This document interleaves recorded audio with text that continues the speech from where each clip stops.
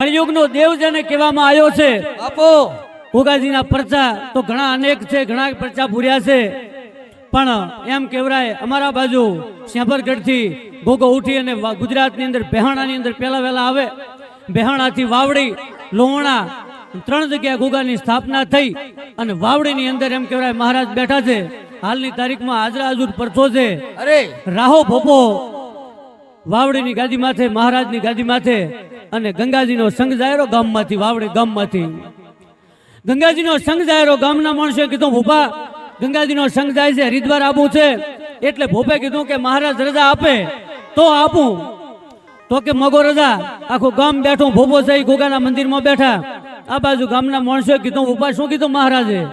કે મહારાજ ભેગા આવે છે. તો કે મહારાજ ભેગા આવતા હેડો, ભલે ભેગા આવતા મહારાજ હેડો કે હરિદ્વાર ગંગાજીની જાત્રાએ. આ તો ભાઈ ગામના માણસોના મનમાં એમ કે આ તો ભોપાને આબુ છે અને ગોગાજીનું નામ પાડે છે. અને આ બાજુ ગંગાજી સંઘ પહોંચ્યો અને એમ કહેવાય ગંગાને કોઠે ઈ એકણ કટકો હાડરો જો ગંગા તટ જાય તો માનવીય કુળમાય ભૂતન હરજે ભાગીરથી. ઈ રાહે ભોપે લુગડા ઉતાર્યો અને આ બાજુ ગંગાજીમાં સ્નાન કરવા માટે ઉતરવાનું કર્યું. ગામના માણસો કીધું ભોપા તમે કીધું હતું કે ગોગો ભેગા આવે છે? કે હા.